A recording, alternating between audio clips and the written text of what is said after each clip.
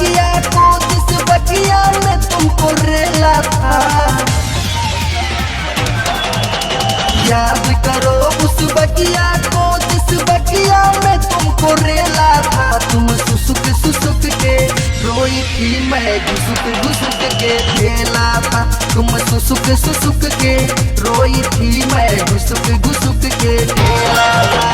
याद करो उस बगिया को, जिस बगिया में तुमको रेला था। याद करो उस बगिया को, जिस बगिया में तुमको रेला था। तुम सुसुक सुसुक के रोई थी, मैं घुसुक घुसुक के खेला था। तुम सुसुक सुसुक के रोई थी, मैं घुसुक घुसुक के खेला था।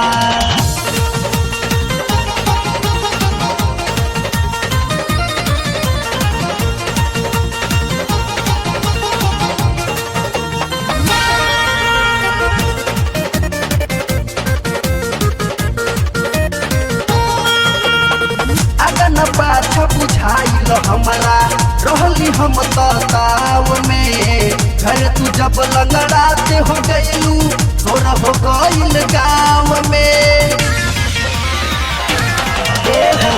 अगन पाछा बुझाइल हमारा रहली हम ताव में। घर तू जब लंगड़ाते हो गइलू, तोरा हो गइल गाँव में। दोनों मौसम में लेके तुम्हारा हाथों से अपने खेला था।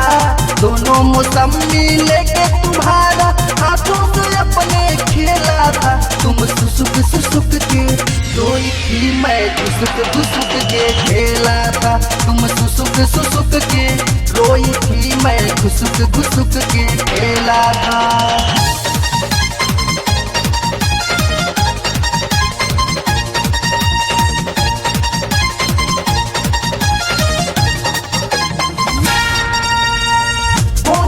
के जबरी तू ही रहलू, तू बोलवले हो। होठवा में होठवा डाली रहलू, तू सवले हो।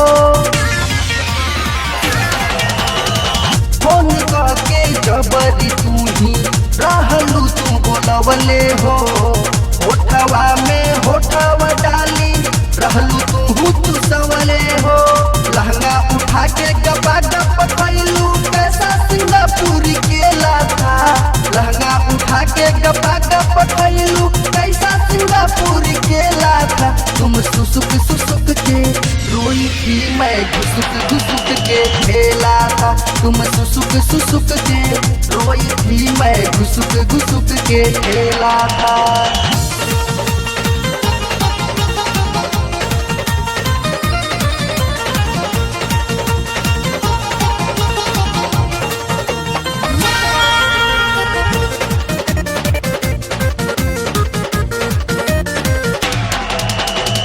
रहलू बिछवले आपन ललकी ओढ़निया हो। अभय जय सिंह सोनू सरगम मजा ले आलम हो।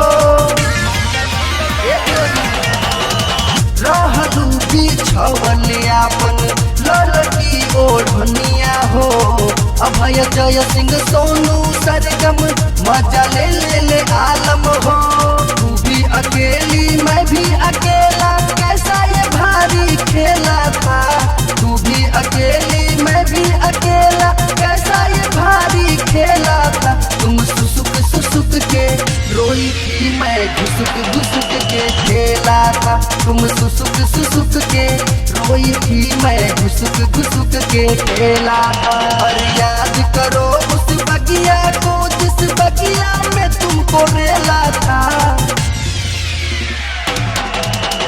याद करो उस बगिया को, जिस बगिया में तुमको रेला था। तुम सुसुक सुसुक के रोई थी, मैं घुसुक घुसुक के खेला था। तुम सुसुक सुसुक के रोई थी, मैं घुसुक घुसुक के खेला था।